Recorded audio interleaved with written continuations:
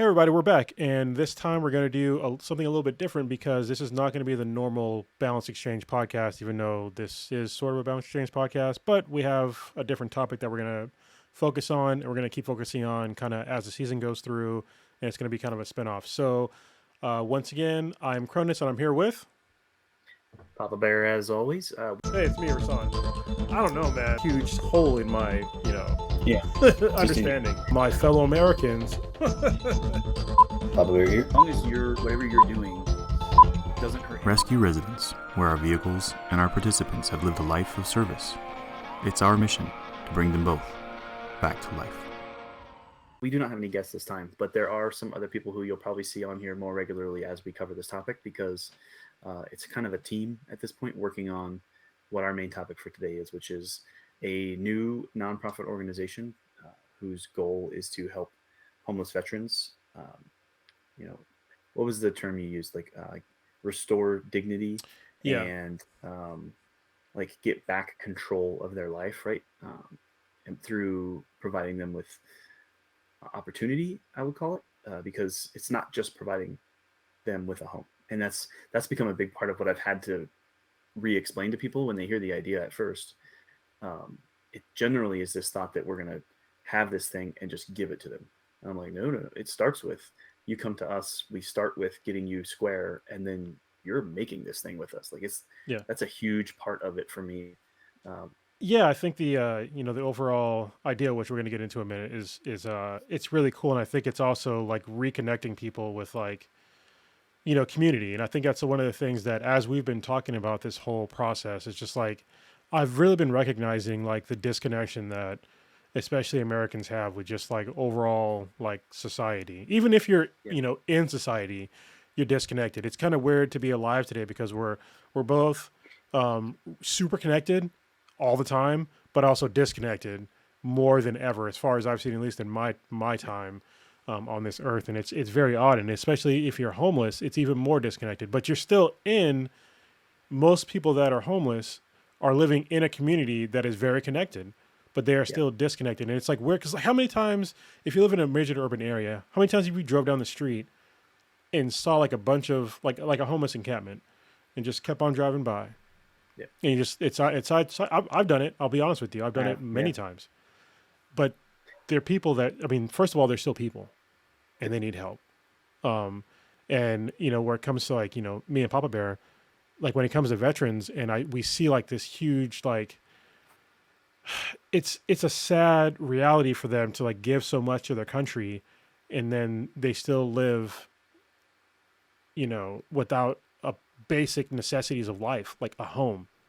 Yep. Like, how is this possible in America in 2022? This is incredible.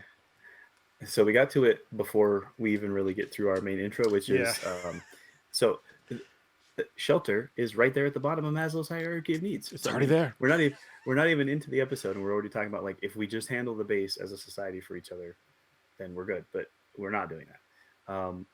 So let's start with what do we start with? Drinking or reading? I can't remember anymore.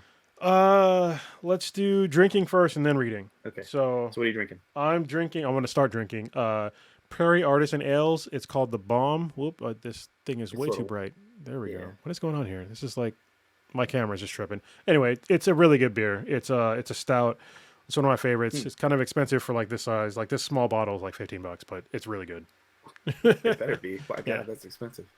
So we're going to definitely go to the opposite end of the spectrum, which is super cheap and not a beer.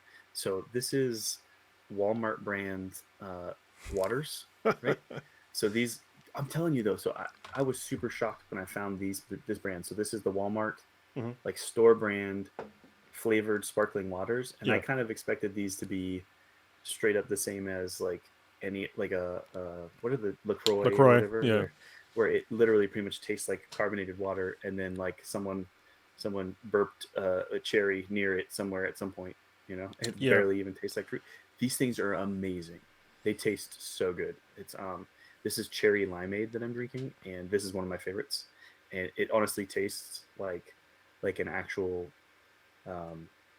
like a fruit soda. Like if you were drinking like a I guess a Sprite and then added cherry or grenadine to it or something, it's it's amazing, and it's zero sugar, 0 calories, zero caffeine, zero sodium because I got like 9 days to lose 20 pounds. So yeah, gotta You go. had a heads up though, right? I think part of this is like you knew, right? And so I've had several deadlines, Okay. and I've ignored them anyways. And honestly, the real truth is, um, the deadline for weighing in for this half of the year is uh, June 31st, right? So Yeah. they could try April 8th all they want. I really don't have to, because I am who I am and I do what I want. But obviously setting a goal, right, and setting an objective and one that's kind of tough to hit makes it easier to be disciplined. To be like, I have to be super disciplined. So I maybe won't hit the 8th, but I'll be so close that it's like, okay, well, in 2-3 days, guys, I'll weigh in. It'll be no big deal. Yeah. I mean, you're gonna suffer a little bit to Yeah, get to that. I told But you. yeah, I told you you're gonna my suffer. suffer plan for tomorrow is I have this neoprene like running suit. It's basically like a wetsuit, but it has armpit mesh and groin mesh because if those areas overheat, you can really hurt yourself. Yeah. So those are the only places where any moisture gets out, which the groin one can be really embarrassing when you sweat enough like I do, Oh and then yeah. you're still wearing your shorts and there's just this huge, looks like you peed your pants sweat I'm the mark. same way. Yeah. Especially because I wear because obviously I do a bunch of like Peloton bike rides, but I wear padded shorts because I'm on it for like a while. Yeah, that pad gets like just full of sweat. So, So yeah, it looks like you're peeing. Yeah. That all right. was So now gross. I Anyway. guess, yeah, it's real. It's real. You come here. This is what you come here for. It talks about our ball sweat. Yeah. That's Yeah. what you're here for. So, what are you reading? Okay. The current book I'm reading is oh, it's actually really good. You probably dig it. It was recommended to me by a guy named Kelly Haycock. It's a book called Burn In. Mm-hmm. I wanted to grab the author. Um, it's P.W. Singer, I think. Okay. Got it. It's not loading, You can hear me but typing. So yeah. okay, gotcha. So it's called Burn In, and it's kind of one of those near future military ones, but it's actually focused on an FBI agent. Um, and I say near future, but it's probably closer to the end of this century. Um, you know, almost all vehicles have moved over to self-driven, full electric, and there's like robots that do a lot of menial tasks around the house, and they're starting to build some more advanced systems, and so they are experimenting with this first generation of um, fully kind of like learning AI robots that are going to be uh, investigators too, right? So the FBI agent, who's like the main character, Mhm. gets paired up because she's really well experienced. She's dealt with um, military robots when she was in the Marine Corps, It's a good and start. Yeah. so she totally has a lot of experience on training the machine to learn what the mission needs to be. Yeah. And so they want her to kind of be one of the pioneers of integrating this new agent basically and kind of training it. It's how it interfaces with people and how to think and how to support the agent. So they keep trying to call it her partner or whatever, and she's like, this is not my partner. Partner I could just trust on its own to already do things. It is an amazing utility. It's an amazing tool. It's able to help me do a much better job at doing my job, but it's not really my partner. It's fine if you want to pair us up so that we have that backup, but it's never going to really have my back the way another Marine or another agent would. Yeah. And so that's kind of where she's at in the beginning and is starts learning about it. Like it's so far enough that even like lawyers have all been automated because they just know the odds of a case's outcome based on Yeah. the parameters of the thing. They're like, there's no reason to even take this to court, or this is what the outcome will be, and it's all just solved by algorithms. So her husband had spent his whole life wanting to become a lawyer to like get it, and he was working towards partner, and then he even helped train the bots that end up replacing them because he was like this good lawyer, and then ends up basically not having a job because the bots took over most of the stuff. So then I mean, that's he, gonna happen today. Yeah, it's gonna happen eventually, it always, so that's sooner part of rather what I than think later. the story is trying to teach us is that's always happened. Yeah. You know, we have always figured out new tools to take over tasks that we used to do, and then somebody loses a job and has to learn a new skill. Yeah. It's kind of how we've always done it. So what he does now is he's in virtual reality space and like interfaces with people who need human interaction because they're just kind of in a isolated space on their own, usually elderly people kind of in elderly care or on their own and just kind of want to talk to a person. So he's literally just hired to. He says he does microtransaction jobs and talks to people and picks the next job, and he just does that in VR because it's few jobs that need real human interaction is a job where you need human interaction. So it's pretty cool so far. I'm enjoying it. That's where I'm at with reading. What are you reading? I'll definitely check it out. I'm reading something on the total opposite spectrum. This is going to be kind of weird. It's a book called Inner Engineering, and it's by Sadhguru. It's he's a yogi guru, and honestly, like I didn't know that this book was going to be mostly on yoga, but actually I really appreciate that it is because I do yoga, but I've been kind of slipping a bit on doing because I usually do it at least 3 times a week, and I've been slipping to do it like because I've been riding the bike a lot more. I did 500 miles this month, and that's like a lot for me anyway. It's a lot. So that's like 45 minutes every day on a bike, and I'm like, how much more do I want to do? And I've been doing 100 kettlebell swings a day. So I was kind of slacking off yoga. So I'm listening to this book, and it's just like, I didn't know that the westernization of yoga, and this isn't the point of the book, but he made like maybe a paragraph in the book about talking about how the westernization of yoga is almost like it's not really the whole story of yoga. Like we just do like some of the physical stuff about yoga, but we don't focus on like the things that like all the movements that we're doing. Like we don't actually pay attention to like why we're doing it and like what the symbolism is for it. And then also like some of the semi-mysticism with yoga and some of the spiritual aspects to it. And like listening to the book, I was just like, wow, because there's times where I'm doing yoga and I'll get in like this rhythm of like doing like one breath, one movement. And I definitely feel something there when I do that. Like I get into like a whole different headspace. And that is more of like understanding like that whole thing, whatever you want to call it, of like getting into like that spiritual area of doing yoga. And I was like, man, this is pretty good. Yeah. And also explaining like the other versions, the other different kinds of yoga was like really interesting. It's a book basically on like how to find joy within yourself, and which is hard for like a lot of people, especially in our culture, Yeah, so like yoga is supposed to be like a physical tool towards meditation, right? It's supposed to be centered on the meditation part, and some people still try to, but there are a lot of people who lose that part of it and focus on the physical effort part of it. I had a thought, I lost it for a second.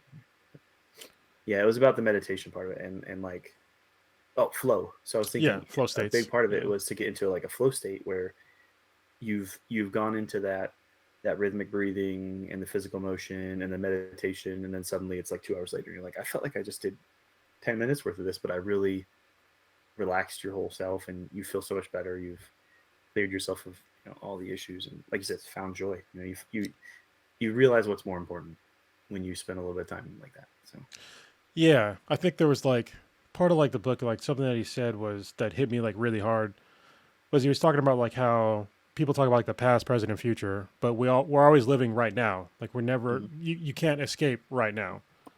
And a lot of the problems that people have is that they are stuck on different parts of life that is not right now. Like you're worried about things that are going to happen in the future, but it's not here yet because you're only living right now. Or you're thinking about stuff that's in the past, but it's already happened and you can't really affect it because it's in the past and you're still just living right now. And like I'm thinking about in my personal life. I was like, you know what? There's like things that bother me to this day, and that I definitely have like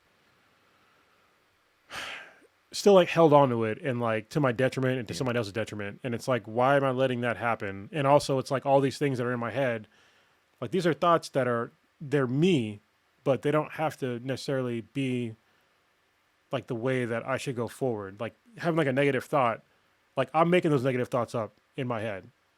Like it's just me. But people, including me, will blame it on other things in their lives. Like, oh, it's because of my childhood or because this person did that or blah, blah, blah. It doesn't matter like what somebody else did to you. It depends. What matters is like how you respond to it. And like taking that responsibility within yourself and like dealing with it.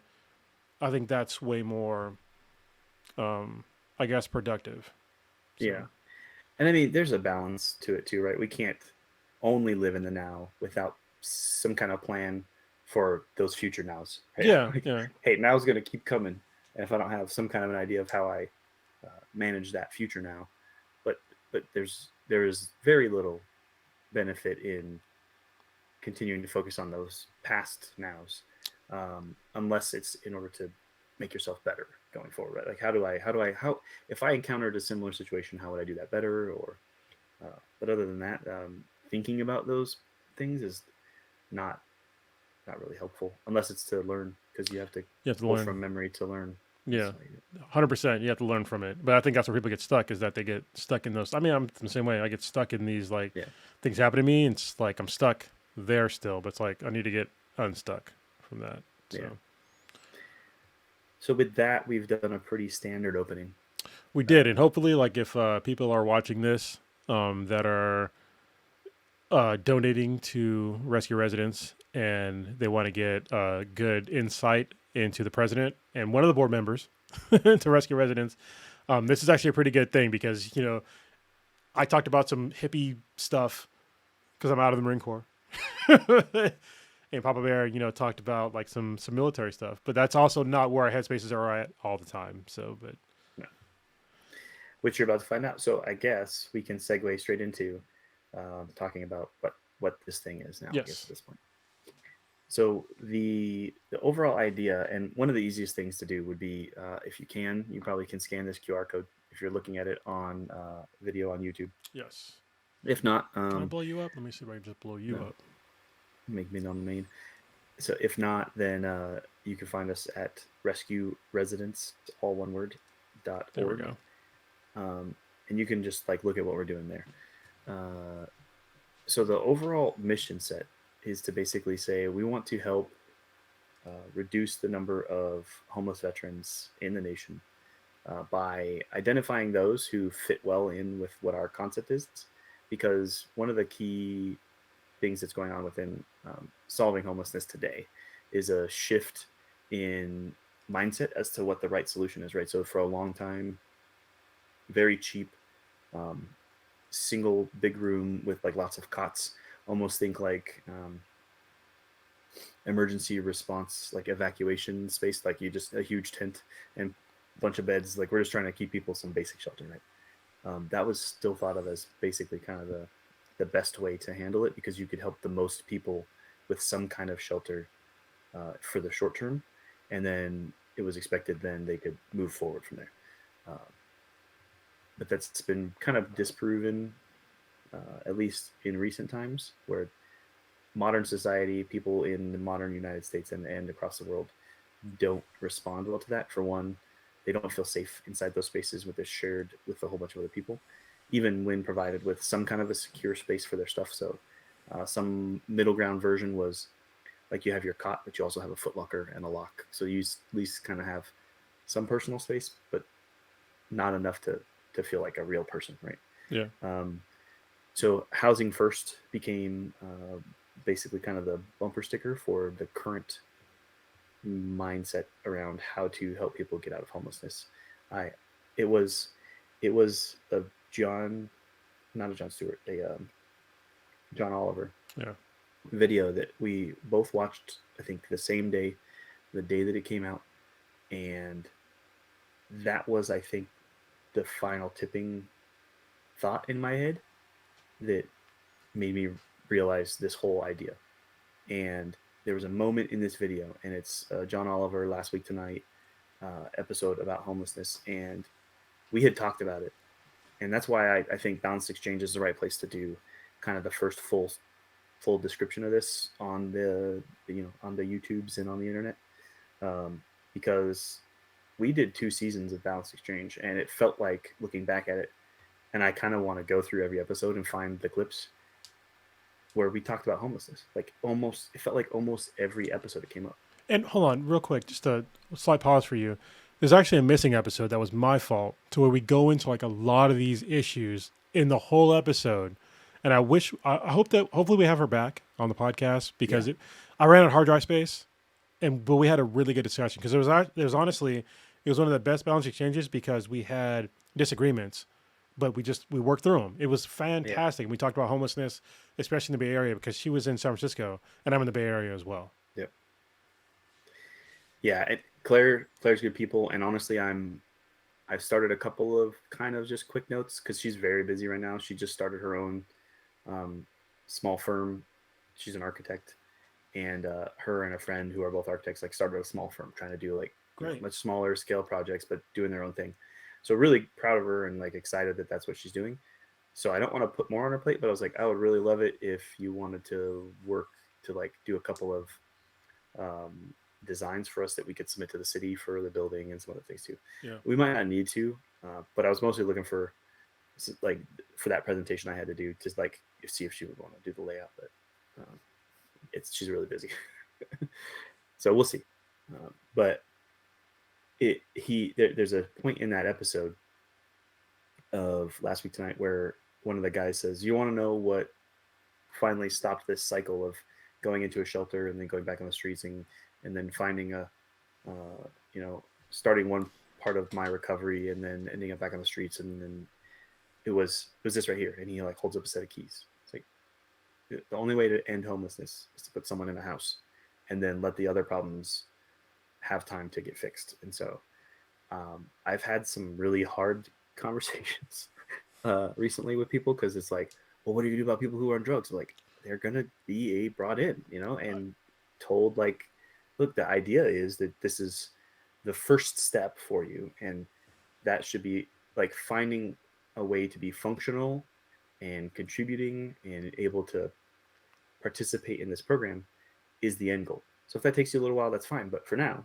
you're safe. You have a place where we're gonna take care of each other, and you have a shelter over your head, and we have food over there, and there's bathrooms and all the things that you really need. And we'll get that part done after that, Yeah, I think we actually had a small conversation about housing first. It might have been even before that episode aired, or maybe it was afterwards. But I remember we talked about like specifically like what do we do about people that are on drugs, and I was just like, I don't really care. Like me personally, because I mean most people are on drugs anyway. Like it just depends on what drugs you're taking. If they're legal, yeah, either whether they're legal or illegal. But at the same time, it's like just imagine, if you not having a home, and the only place where you can get some sort of happiness is through a drug. Like, I mean, I cannot, in good conscience, like, talk to somebody that uses drugs to like escape reality when their reality sucks.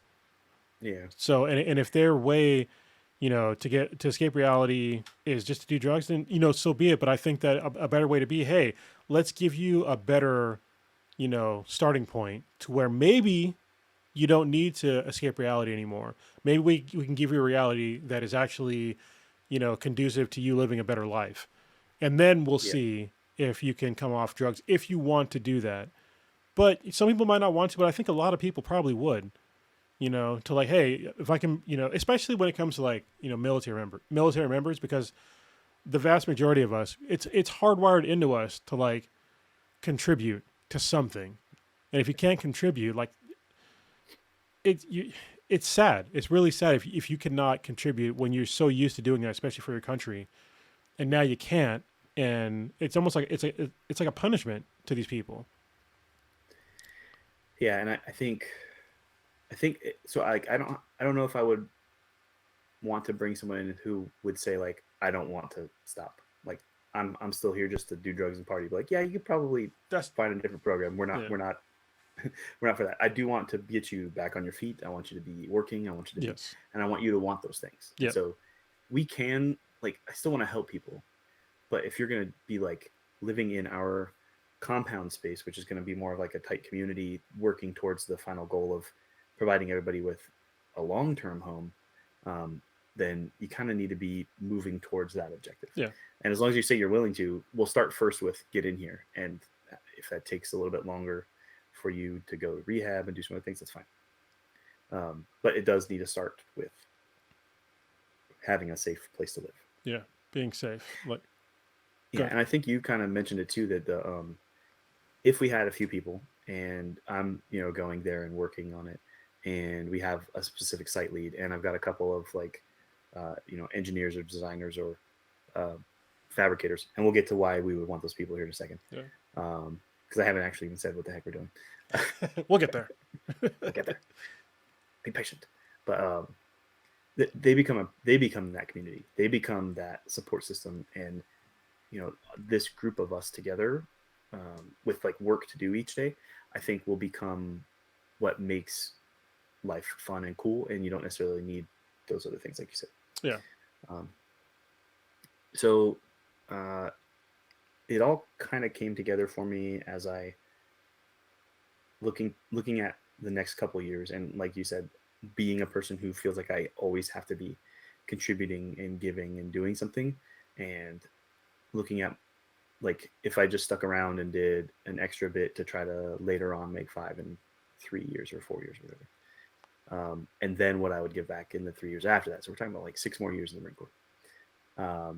Or if I started right now and then by next summer we're up and running and I'm able to help homeless veterans, what's the impact? Like the impact for community and for service and for life.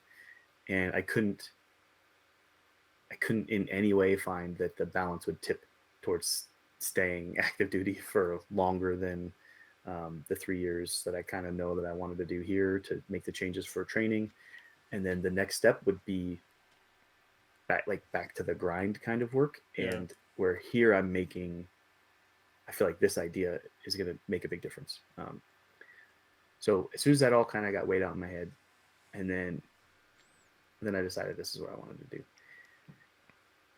So what's the idea? The idea is that a lot of people can find other options. So there are options to get into the VA and get housing vouchers and get into an apartment. And I'm looking at Southern California specifically where I'm starting for a couple of reasons. One, if you look at national statistics, you see fluctuations in numbers. Point-in-time counts are really, really hard to pin down because, one season you might be able to find more people in an area and then they move to somewhere else for a different season because of how hot it is or how cold it is or what work might be available. So your point-in-time counts nationally are still really, really hard to get accurate. So, did you have something? Sorry. No, I was going to talk about like the seasonal thing a little bit later, but okay, it comes in the program later. Yeah.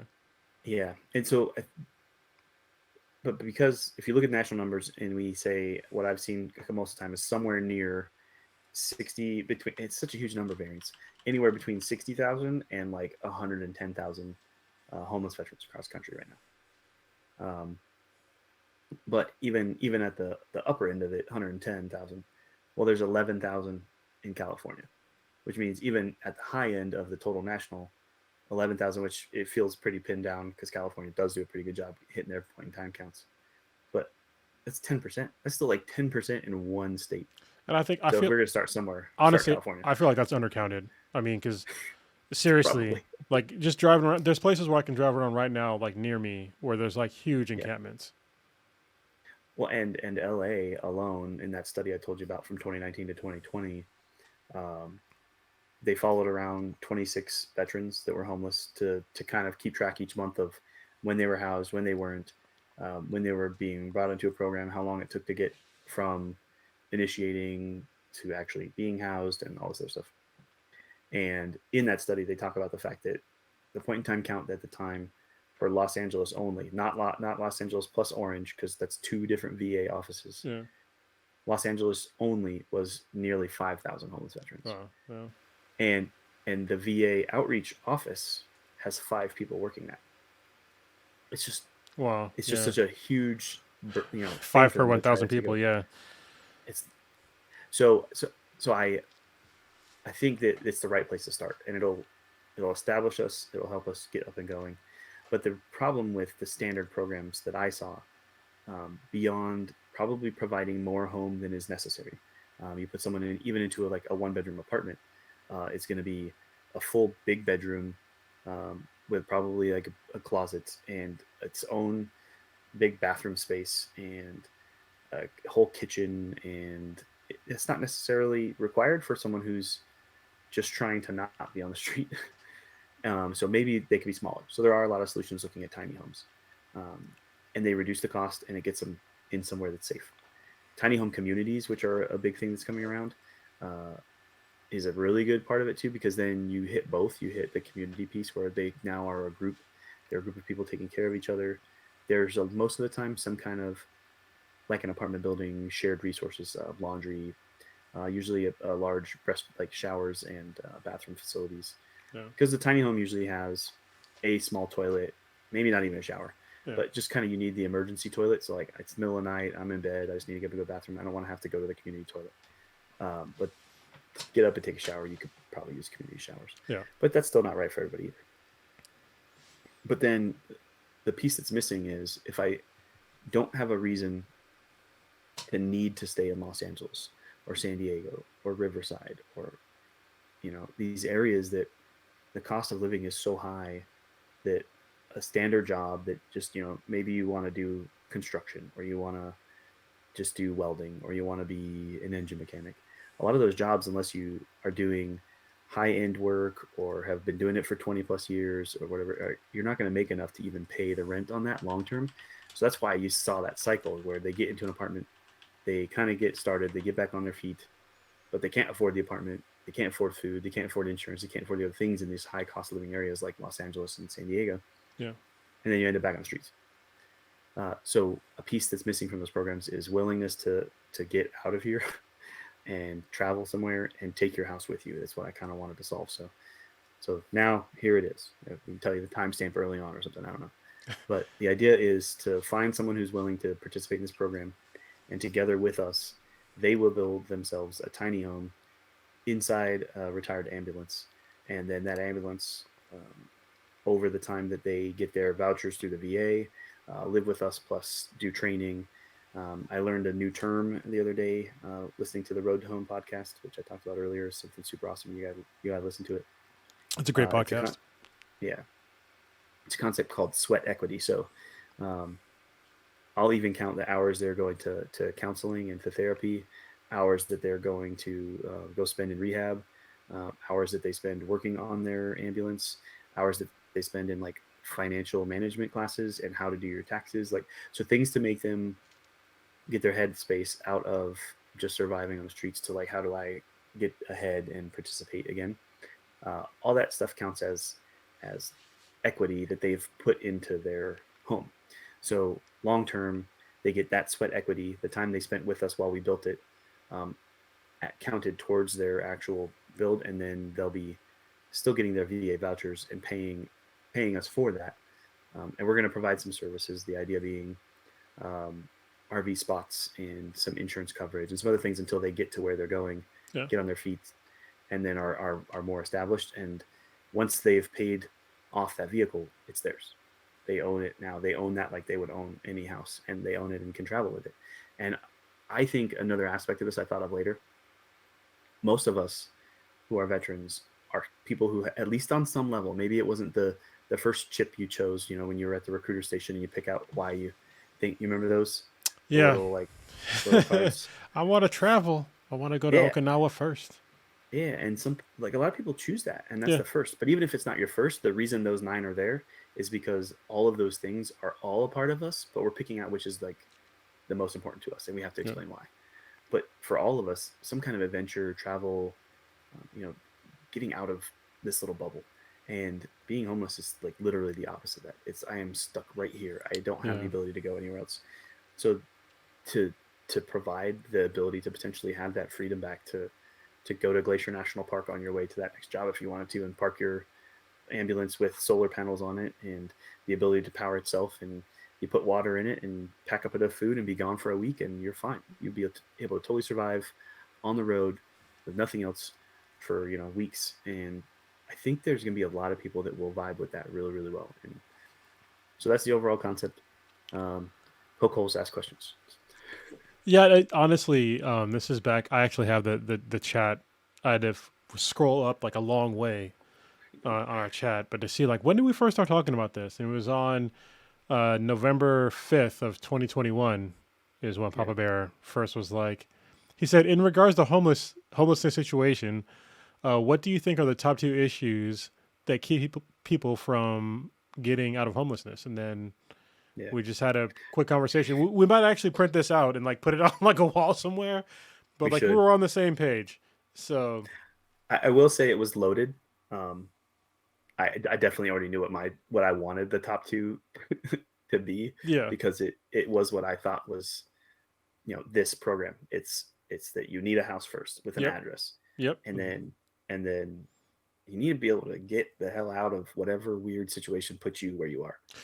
Yeah, so for people that are, if you've never experienced homelessness, which I have not, I'm not technically I haven't. I've gone times where I had no address, but I definitely had places to stay. Like I slept in a car for a while, but I wouldn't consider myself homeless because I was in the Marine Corps. I just didn't want to stay in the fucking barracks anymore. So, um, I think people don't understand like how big of a deal an address is. Like, just try to apply for a job with no address. Like, you're never gonna get a job. So it's kind of funny. So like to this date, I still vote in Washington State, right? So it's still where I'm a registered voter, and until I leave the Marine Corps and then have to be a citizen of California, I still vote. And my registered voting address is like one of the guys who was I was able to stay at his house from time to time while I was homeless, Mm-hmm. and his mom is one of the people I count as mom. So I have like three moms because of this whole period where I spent a lot of time without a place to go. So I would kind of bounce between these caring people's homes, or feeling like I was putting too much burden on other people because it's just the kind of person I am. I'm like, I've eaten your food and stayed in your house, and only able to wash the dishes I felt like I was being a burden. I know it's wrong, but that's where my head went, right? But I still, like, when I had to apply for a job or like register to vote, and when I joined the Marine Corps, like I put his address because I had to put an address, and you get nowhere without an address. And it's interesting. Like, I honestly hadn't even made that connection until you just made that comment just now, where my voting address was never my house. Yeah. Because I think Like, that was never my house. yeah, because like when you asked me the question, I literally the first thing I said was lack of a home address. That was my first thing. Like, and yeah, it's amazing like how much we take for granted, like on just an actual address does for people. Yeah, And it can't be a PO box. Yeah, no, because then like, where does this person actually live? A PO box is cool if you have a business. And even then, like like plenty of the things I've like starting Rescue Residence, plenty of the programs I've had to sign up for were like, you can't use a PO box, so I've had to put my personal physical address. Yeah. All right. Well, there you go. So even business stuff, like if like I think the bank account wouldn't let me put a PO box. That makes sense. Yeah. When I registered, I think with a new PayPal account, again, financial stuff. And then I think when I signed up the Patreon, a couple other things where like it probably usually tied to money some way. Yeah. I'm thinking back to it. Most anything else was kind of like whatever. It's fine. But I think about that, like if you're actually homeless, like just receiving money and putting it into a quote unquote safe place. How are you gonna do that with no address? Can't. Much less getting an actual job to get you paid money. So one of the still unchecked check boxes on my all kinds of shit I got to do list is how can I register a location with lots of like addresses, right? So if I want to say, we can maybe put, I'm going to be super ambitious for this number just so that I can over calculate, right? Yeah. Say we could help and build 12 of these things a year. So I on site wanted anywhere between 8 and 12 spaces for people to live in the temporary quarters while we build their actual ambulance, which is their permanent home. So we'd have to have enough to support those 8 or 12. So that's 12. And then if I built 12 in a year, we're now at 24 addresses that I have to have registered to this physical apartment complex. Yeah. But then if I go 2 more years and 3 more years and 5 more years, now I need 48, 124. Like at what point, like, how do I register more apartments in this physical space? I think you're thinking a little bit too hard about it. So when somebody moves, you can just move their physical. They can just do there's a form that you can do for the post office. Eventually. So as they're traveling move the country, like if they're doing the adventure thing, I see some of them doing for a little while on their way towards this new job. And if it's stay at an RV park and ride a bike until I have a permanent place to park, those RV parks aren't going to provide them with an address. So I Well, want them to still have a place to at least put on forms. So, yeah, I think that's part of the deal that we're gonna have to work out is like if they're going to travel and want a physical address at where they're going, is like work with the RV park and like, hey, listen, like we mhm. need to have this person have a physical address while they're with you, and how we're gonna do that, we'll have to see. But I'm pretty sure there's ways to do that. And other things I'm learning too. So this has been a huge learning curve. Oh, you know what? We could use Ship it APO. That's a really good one.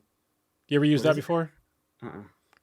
So as a contractor, when I was a contractor in the for the military, um, I used a thing called Ship It APO, and Hmm. so basically I had an APO address. I had an APO address because I was on Deployed.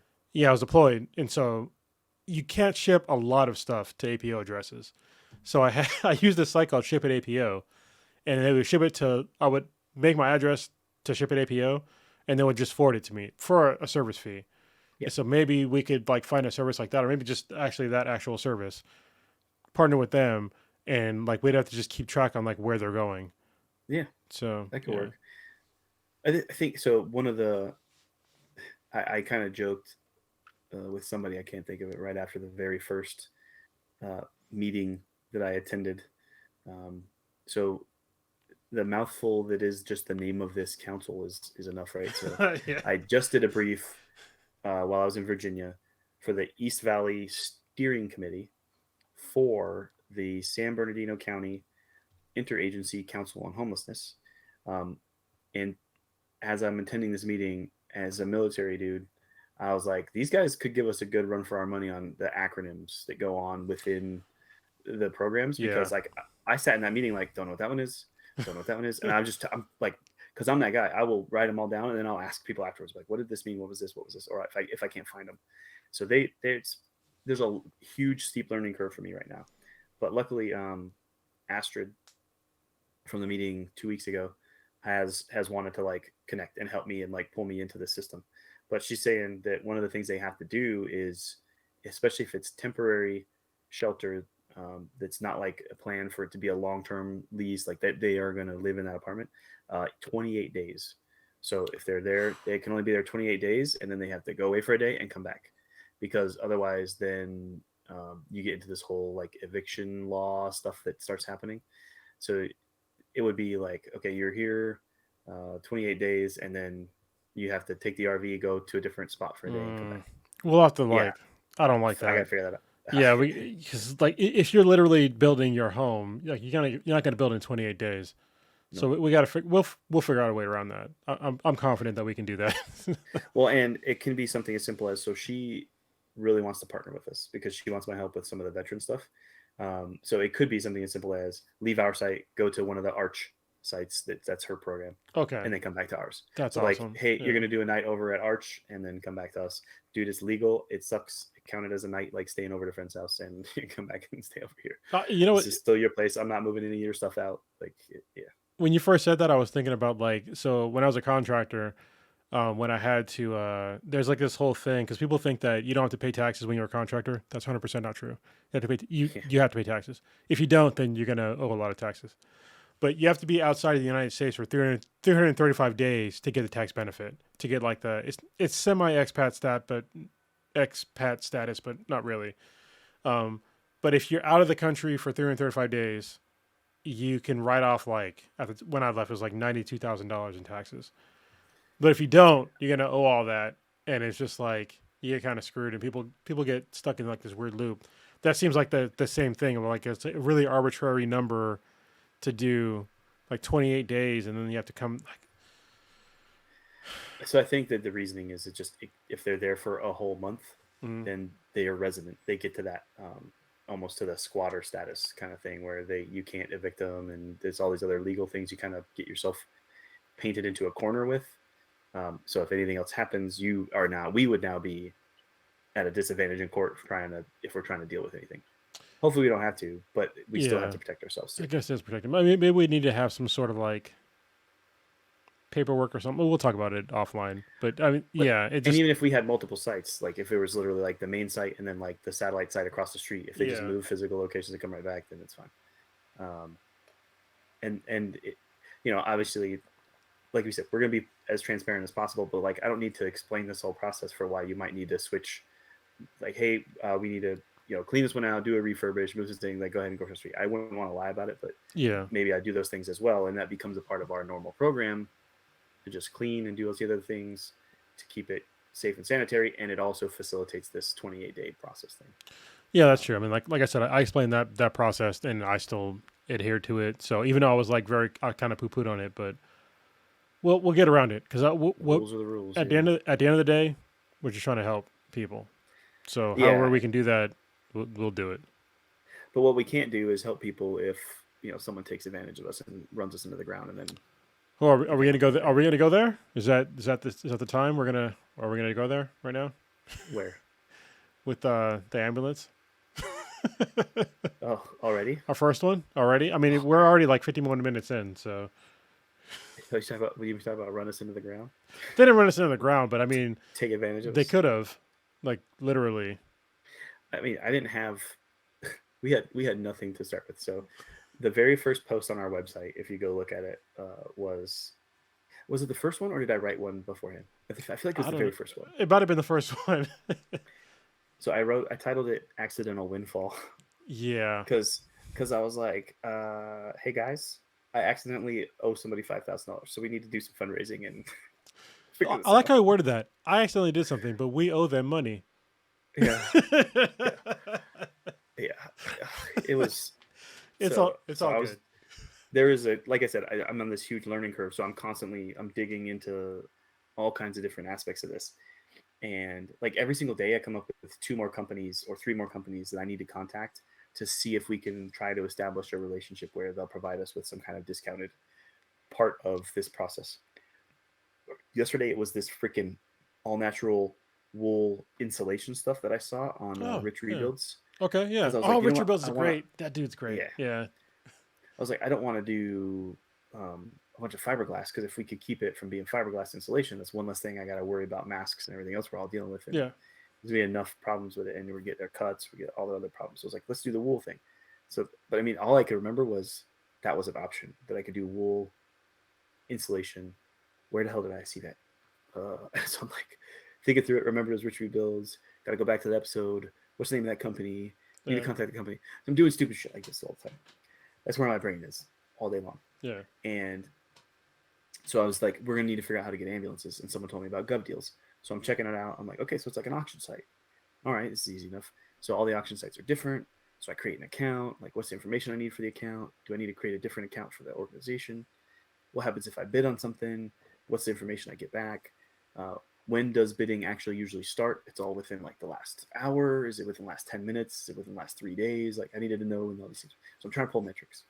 And I was like, okay, so the final piece is what information do I get when I get outbid? What happens when like so I'm looking at these. I'm tracking several for several days in the same categories as these other ones. And they all are going for around $10,000 or $15,000. And so I was like, I'll put a $5,000 bid in and I'll get outbid. And then I'll know like what happens when you get outbid. And I didn't really get outbid. I was like, holy crap. I ended up the end bidding again, even though, so I did finally get to the point where I got outbid at the $5,000 even. But I was like, if there's one other person and I'm at $5,000 like right now, we could end up with an ambulance for $5,000. So I was like, I'll put 5,500. If it goes over that, I'm not doing it.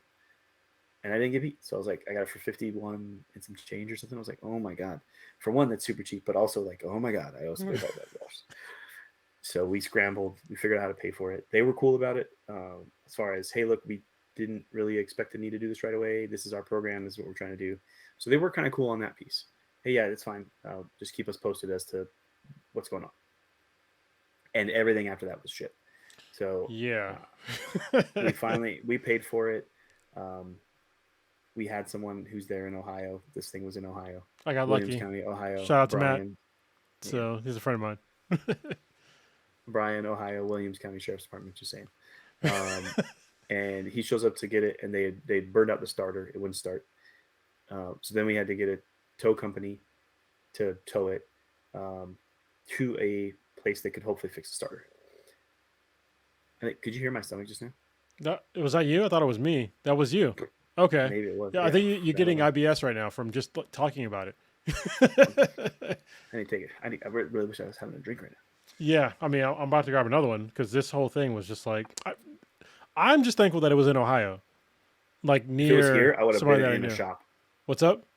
If it was here, it would have been worse because I would have been in a shop, jacking some people up. But, yeah. But I mean, the fact that it's far from us, but also we're lucky that I knew somebody that's there. Yeah. So, yeah. But so let's like, and this is where this happened with the steel building. I told you about the steel building the other day, right? Yeah. I explained that same stuff with the numbers specific to that to Cindy, and she was like, I just really didn't think there were companies out there that would do that kind of stuff. I was like, there are tons of them. It's literally, let me tell you a secret, everybody. Okay, so when people donate money, they get a tax write-off. So if you're a corporation and you donate something, you get a tax write-off. It's way better on your taxes. So So it's altruistic, but it's also self-benefiting. Yes. So those are the best things, because if it can benefit me too, and I can help other people will do it, right?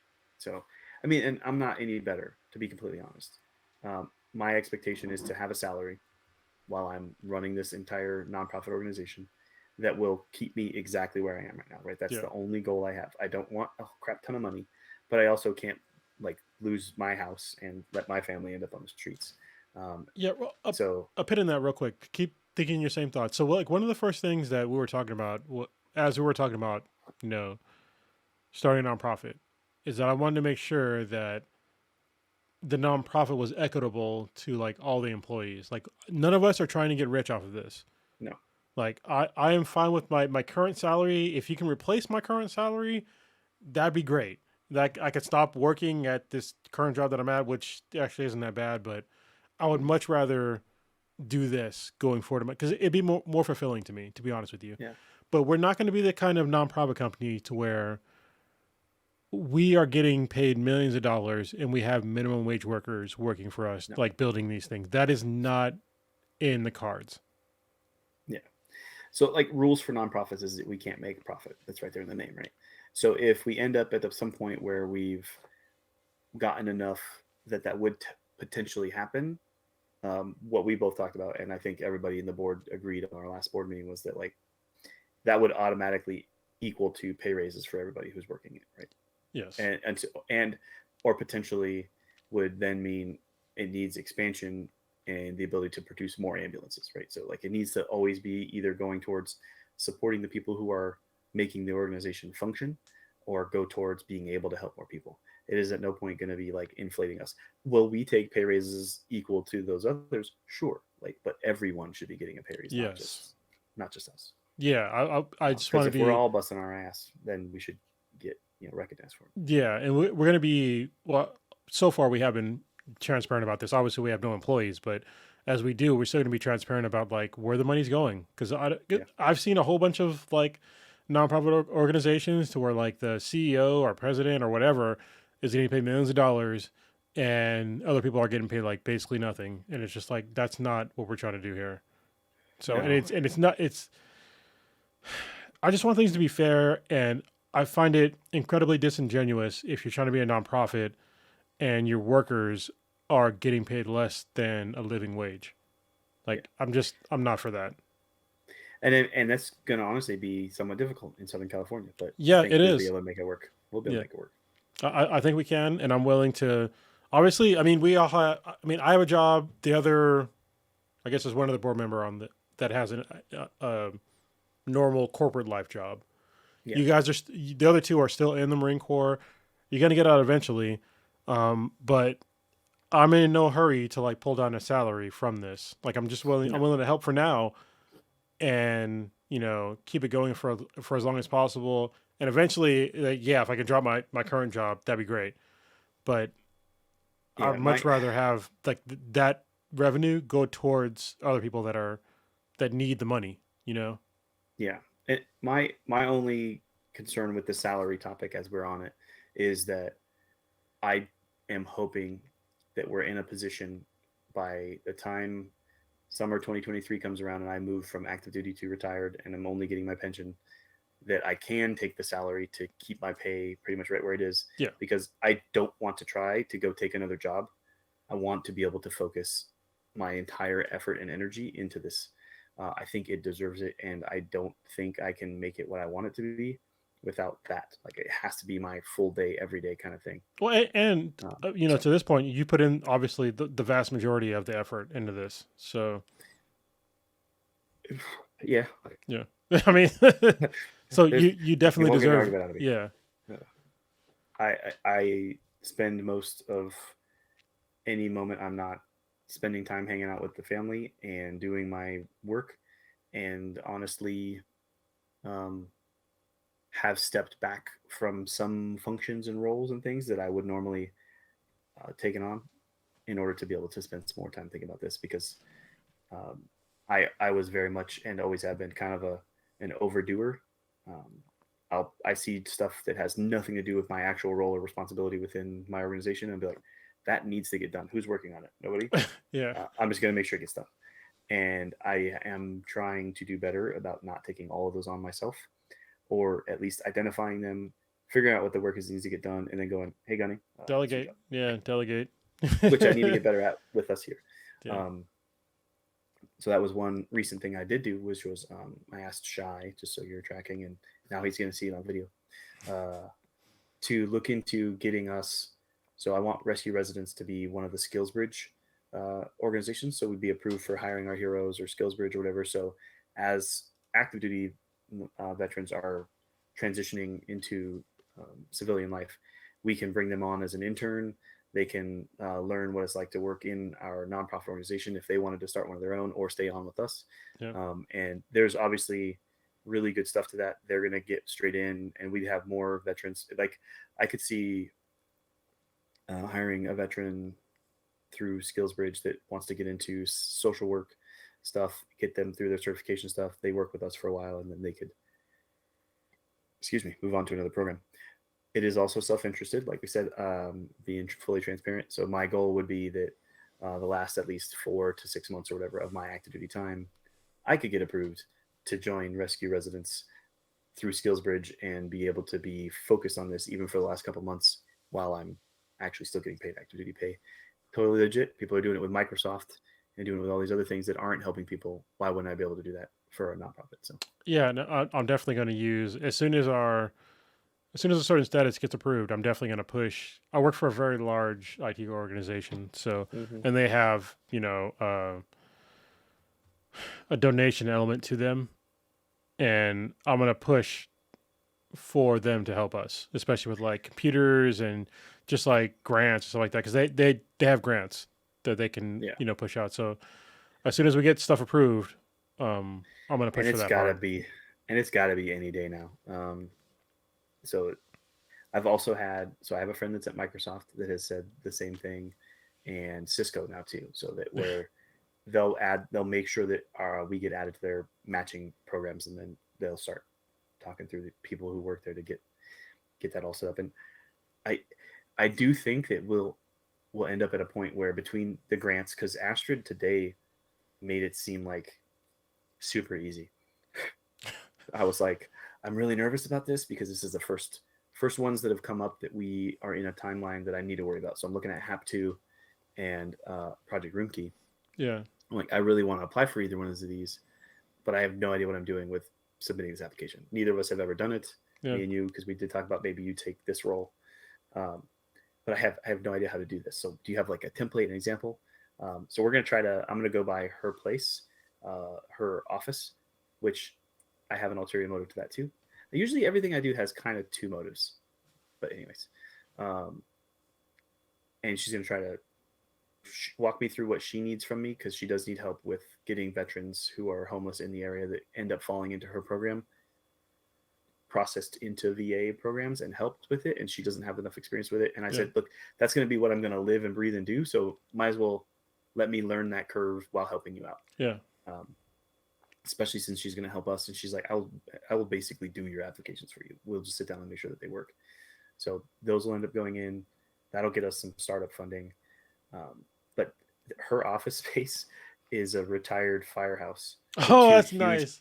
With two huge roll up doors, like front and back side, so it can come in out. I was like, straight up Ghostbusters. There we go. Tell me that you have. I mean, it's a desert one, so it doesn't look like that. It's not cool brick or anything. Yeah.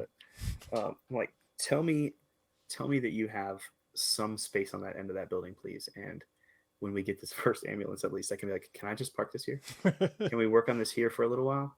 So she also, I need to ask her when, but I think it's since our meeting and talking about doing RVs and them being in ambulances and the tiny home piece of this puzzle.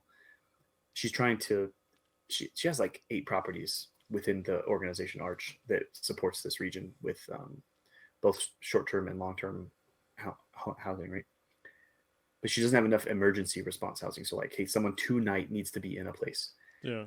So they're like, we're going to start trying to expand that capacity. So they bought like an old RV and they're going to refurbish it and have that be emergency housing. And I was like, did you get that idea from me? But her issue, and this was what she kind of addressed in the meeting, was there's nowhere to park it. It's good, safe areas around here. Yeah. And I told her, I was like, that seems like such a cheap, easy solution. Like if we had, it's literally just concrete spots with power and water and waste, like it's a standard RV park, but we would dedicate it to support. Well, and especially like what we would learn from like decent organizations of like donating, labor, and maybe not materials, but at least labor, in some places even materials. Like it's actually not that, it keeps the cost like way down. Yeah. Like I was very surprised to read. I mean, the other day you were telling me about, there was a company about the steel shed. Yeah. And it was like, it's basically at cost. And I'm just like, that's the way things should be, because they get the tax benefit from donating stuff like that. And I think that most organizations would be willing to do that just to like offset taxes. Yeah. They contacted me again today because I asked them, because I literally went to their website, like saved the picture and added it to the front page of our website. Like this is a company that's helping us. I told you about the tip jar mindset, right? Yeah. That's the way I'm looking at it. So, but I asked, I was like, do you have the actual, you said something about sending us media package so I'd have better quality images. And he's like, yeah, we're not going to do that until you actually pay for the thing.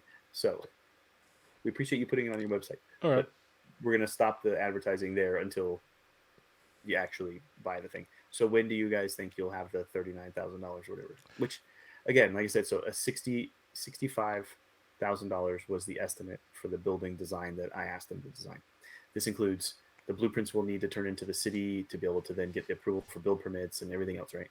It includes the instructions on how to set the building up, how you have to pour the concrete, everything. So it tells you everything start to finish. All that stuff included at cost, basically. So $39,000 out of the 65. Yeah, well, this is what, like, when we were That's talking, for a while, that's why I keep hitting the same like thing of like, we need the 501c3 thing done, and then like we have investors lined up, but we need to have this like official. Yeah. And that's it's got to be soon, but yeah. So there's so much we can do without it, and like having these conversations with people and getting the kind of greasing the skids a little is what I call it.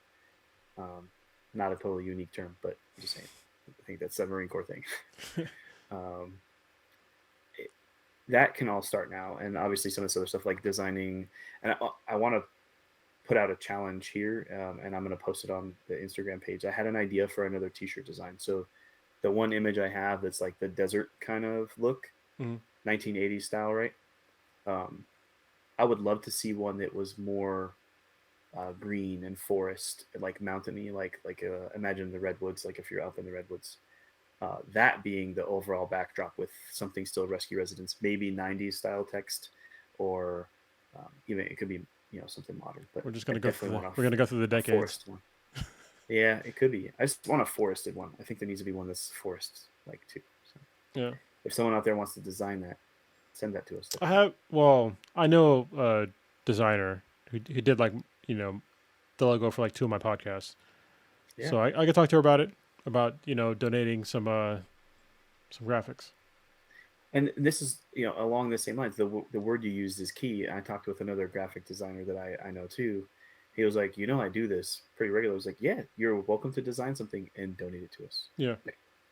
Because what you should do then is tell me what that should cost normally, and I will write you a receipt for your donation for that cost, and you count that off on your taxes for your business or for your personal, if that's like if you're a sole proprietorship or whatever. But nothing is free, right? That's it frustrates me when I see that stuff. I can't remember what I was looking at, that article, something about, oh, people are getting this for free. I was like, Yeah, who's paying for free. it? Yeah. Who's paying for it? They might get it for free, but someone's paying for it. And what's the plan for that? Oh, that's how that works. Okay, cool. And that makes sense. As long as the program makes sense, I'm good with it. And that's, to me, this all makes sense, right? They're providing a good so that we can help people who need it. They should be recognized for that action. Right? They took time, they put hours into designing that thing. They should be able to be compensated for it. So. Yeah. So, I guess kind of going forward a little bit is that we're going to pick up the ambulance hopefully next month, hopefully next month. So Yeah. I'm going through a move. I'm moving closer to Papa Bear. Hopefully next month, maybe the month after that. I still have to go through some stuff, but we have to go out to Ohio and pick up the ambulance, meet up with Matt, get some good food. Matt, good food, please. And drive back with an ambulance that can only go 55 miles per hour. Probably. Yeah. Can we like look into some software that can like jailbreak the goddamn governor? I'm just saying 55 miles per hour is like very slow. some of that is capacity of a heavy duty engine like that too. It's just not made to go faster than that. It's like it's a 6 liter, 6 plus. What is it? It's like a 6.3 liter V8 diesel. It's a huge engine, but it's also GVWR at like 23,000 or something crazy. It's a heavy truck, and we're just gonna make it heavier through this whole process too. Just saying, we can more PSI for the turbo. I'm just saying, blow up the motor. I don't know if these ones do. So this one having been a police command vehicle most of the time, and they didn't mention this on their thing, but they clearly had no idea what they're doing when posting this. They usually end up with twin turboed, diesel engined vehicles for the command post ones for police departments because they want to actually be able to get there quickly. Yes, I mean any turbocharged vehicle, you can get significant gains in horsepower very easily. I'm just saying. Just takes a vacuum line cut. So maybe this one will take us to 60. Yeah, 60. One thing I will say is I want to get that monitoring display because I am concerned about the engine. I want to be tracking it before it blows up. At least we could stop and like try to get help. And then one other task we have to do before we put that thing on the road: get all of the Williams County Sheriff's Department crap off of it. I am not driving it across country with it on there. Yeah, that's a long term. I'm definitely want it scraped because I want that to be a smooth surface for us to apply other decals to. Yeah, I'd be okay if we didn't take time to do it, but I wouldn't mind taking a day and scraping that stuff off. I just still can't believe the way that they did us dirty like that. Yeah, all the tires. So we didn't even get to it. Yeah. All the tires were worn down past the safety bars. They were flat on multiple sides usually, which is kind of strange seeing as how it's supposed to have just been sitting still. But anyways, how do you have multiple flat spots? They moved it once and then twice. Yeah. In the 4 years that it was there or whatever. And then brakes were worn through to the calipers.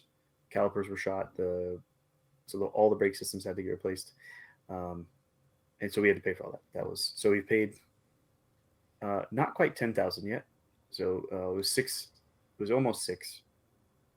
So it was 5-7, I think, for purchase once we're out the door. And then it was fees and everything else. Then it was $3,000 for the repairs. Yep. Yeah. So we're sitting just under 9. So.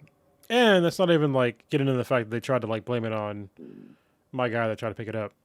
They tried to say that he burned out the starter. I'm like, when he never even did it, and has 2 ambulances on his property.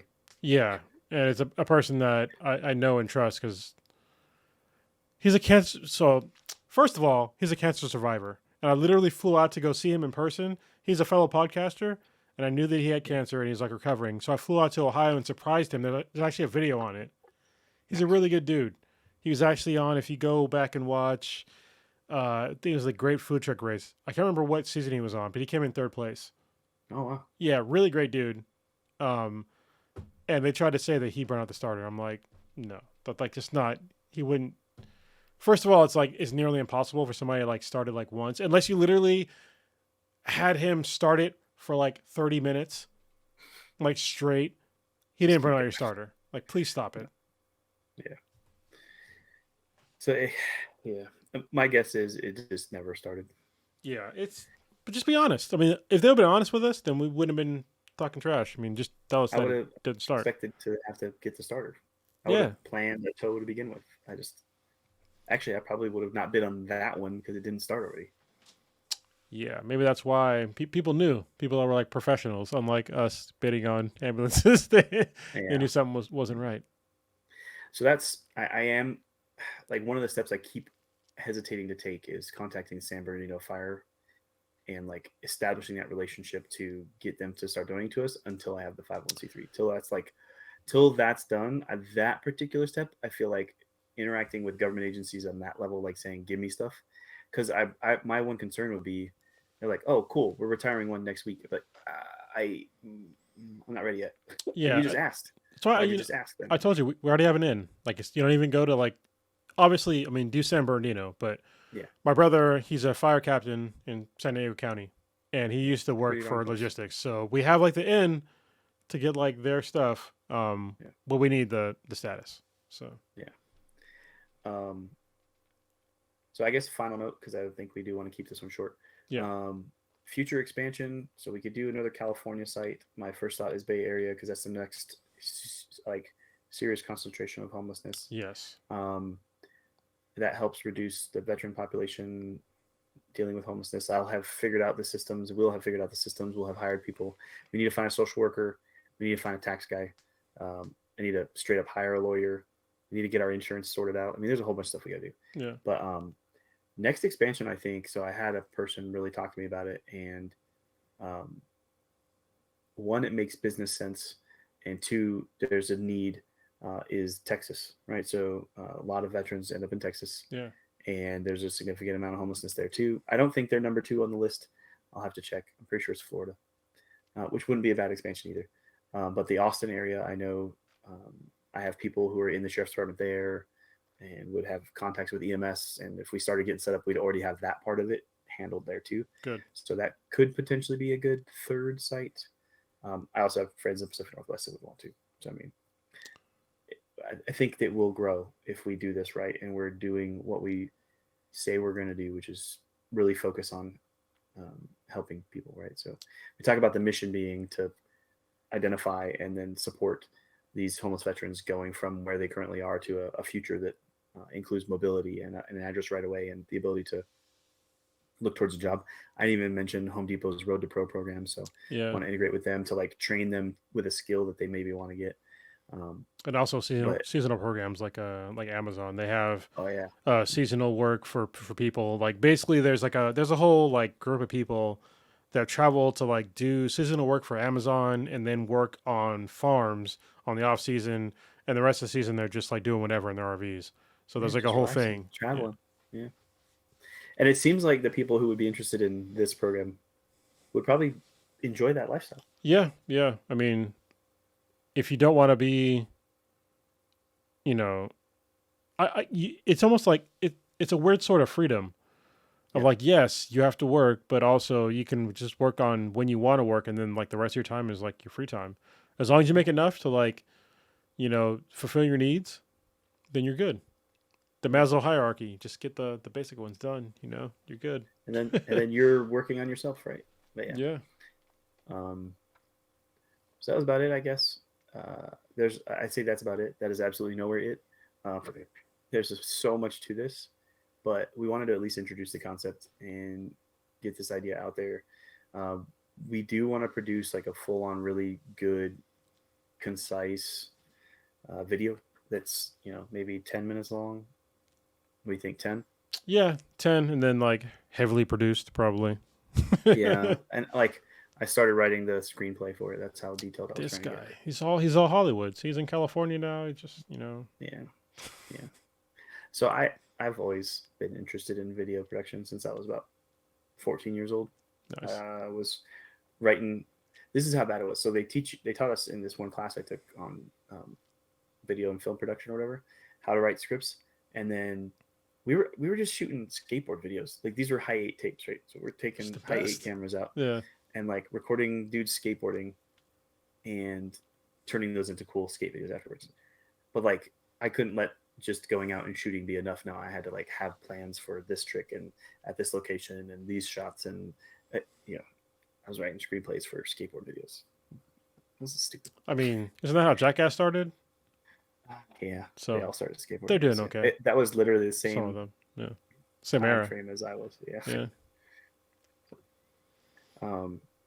But yeah, that's so we will have some kind of a real concise trailer out because I have some people who are friends with us. I think you do too, on YouTube, and they're ready to like pump our stuff up, but they agree, and I kind of feel that I want the right video. Like I want them to be saying, "Hey, go check out this video. There's a link in the description," and it be to that concise 10-minute, like really well produced explanation of what we're doing.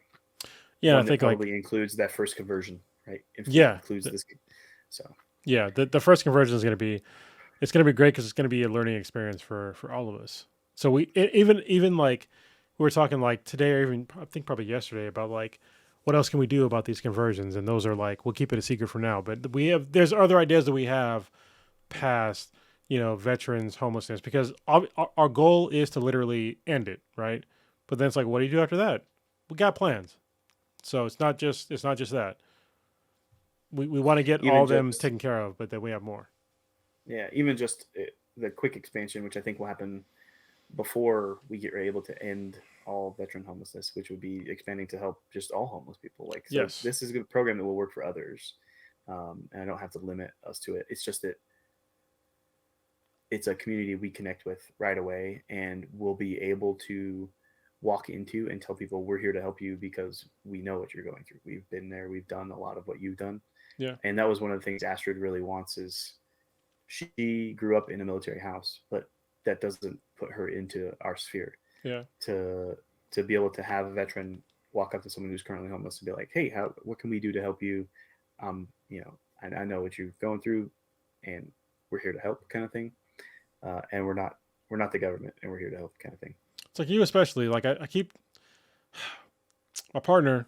She keeps saying like your situation when you were younger. Like you should like highlight it more in the beginning. So. And I mean, it'll probably make sense. That's her as a civilian. So I know, yeah. and you're not wrong. But like the humble part of me is like that's not why I'm doing it, but it's probably also a big part of why I'm doing it. Yeah, that's the thing. It's like it's so subconscious that I'm like, that's not what I'm trying to do, but it is. Yeah. Well, all right. I guess we'll leave it at that. Yeah, we still after 2 seasons have no idea how to end these things. No, I think we need it's almost like we need a Porky Pig to come on and like that's all, folks.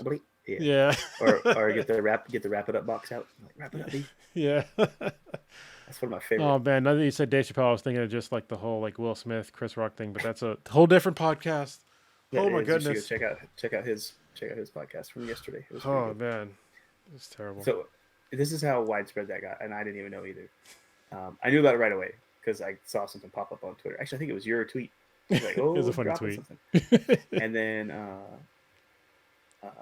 I went and looked and was like, okay, cool. But then today, my mom was like, so I was watching the Oscars, and Will Smith punched Chris Rock. And I was like, no, he slapped the shit out of him. But she's like, oh, I was watching on my phone, so it looked like he punched him. And I was like, yeah. She's like, you watched the Oscars? I didn't think anybody watched the Oscars. I was like, no, I did not watch the Oscars. Yeah. But I saw it blow up on Twitter and on Instagram, so I went over to see what it was. And she was like, oh, I still watch it because there's usually so much drama. Well, now there's definitely more drama. There definitely was. Yeah. So that was crazy. It's interesting. Yeah, I think I was in the chat yesterday, and so check out the podcast, his actual podcast for serious in-depth discussion on the whole events that took place. I just bumped the camera, sorry. That one was more serious, yeah. Usually they're not serious, but yeah. But like, well, I just meant a serious discussion on this particular topic. Yeah, yeah. We're both just hitting it real surface level. But I think at one point I made the comment like Chris Rock's apology is not pressing charges. That's as much as he needs to do. Yeah, and there's I didn't know that there's like a huge divide within like the black community on this, and I'm just like, man, like my sister is definitely on the opposite side of me, and I'm just like, Yeah. nah, like I'm definitely on like a certain side, and it's just like you shouldn't do something like that for like a joke. And I actually got my first haircut in 2 years today, and we had barbershop talks about the Chris Rock situation, and it's just like, yeah, like you shouldn't if it's somebody's making a joke, like it's not okay to like to do that. And I was actually privy to like there's like times when like your significant other should like stop you from doing stuff like that, and that didn't happen. You know, like there's times where you might get really angry, and somebody like you can see the cues on the person. It's like, hey, you know, I need to just like calm down. It's gonna be okay. But that didn't happen. So story as I heard it was definitely the opposite. Definitely opposite, because she was laughing when he did the thing. So that's not good.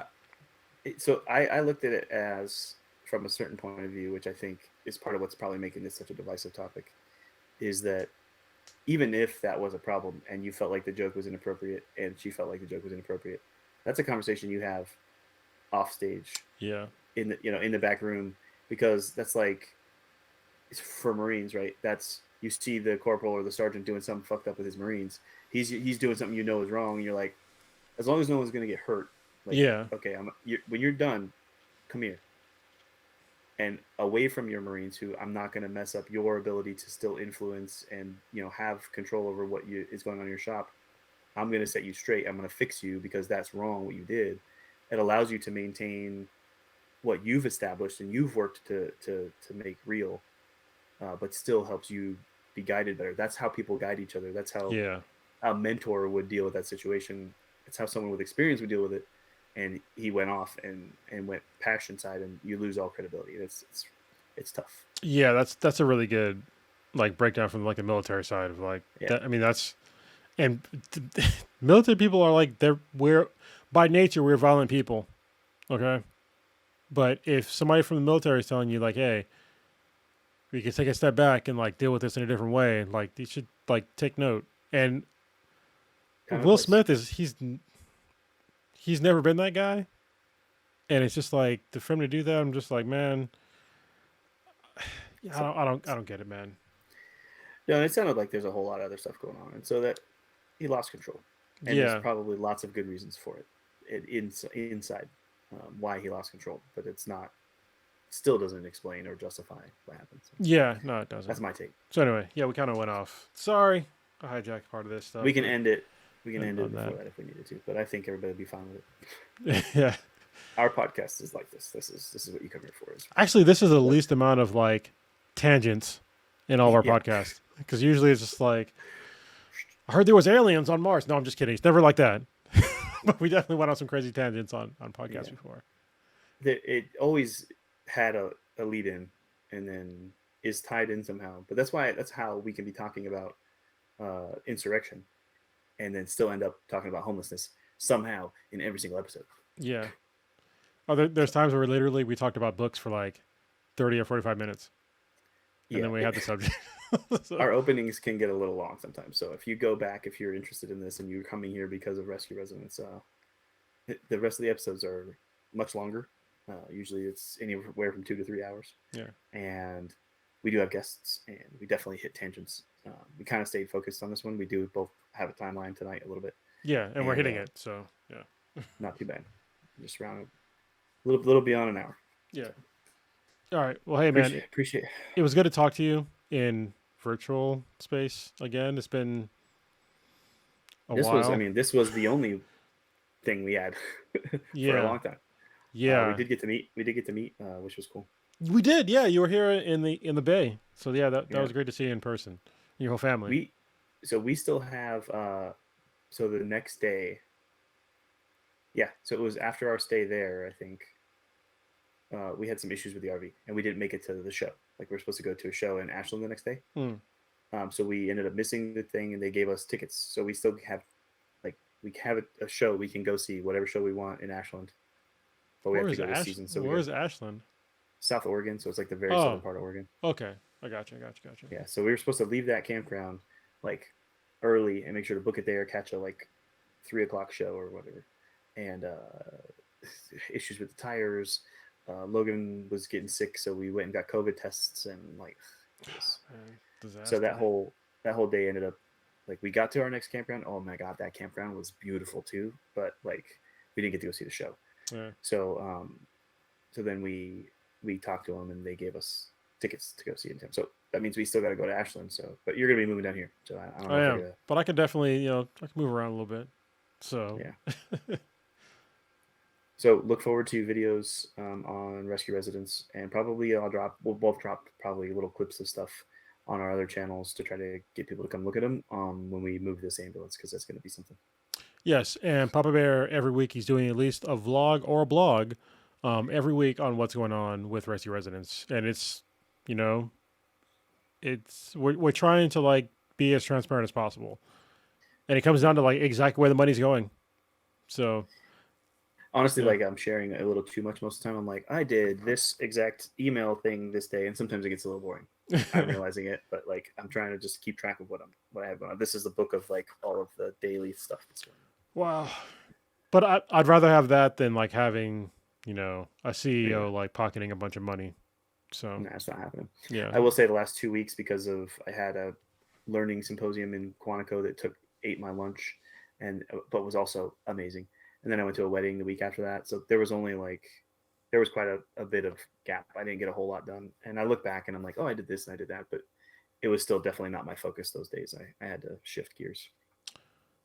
Yeah, I think this is going to hopefully take over all our lives eventually. It's already taken over most of your life. And I'm looking forward to like taking over more of my life, to like, shifting over to that.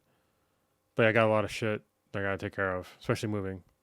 Yeah, I'm hoping by the end of summer, like I have property identified. We've got that steel. We're ready to like lay concrete and put up a building and start making stuff, So. Yeah, I think by the end of summer, 100%, I'll have way more free time on my hand. And hopefully by then we've got at least one orange ambulance. Yes. So. Oh, we'll 100%, because we already have an ambulance. We just got to make it orange. Boom. Easy. Yeah. That's an easy win. Done. I thought about making that a hard requirement before driving it back, because think about if we went and got it decaled and everything while we're in Ohio and then drove it all those miles on the highway, everybody's scanning the QR code that's on the side of the truck. Oh, dude, just you already have stickers in the background. Just grab them. Just put them all over it. Yeah. Works. We're good. Just temporary solution. Yeah. I think this one back here on the table is a sticker. I can probably order 2 more of those and stick them on it. I think that should be sufficient. Solution. Awesome. Yeah. All right. Y'all have a great night. Yep. Or day or whatever time you see this. We'll talk to you later. Later.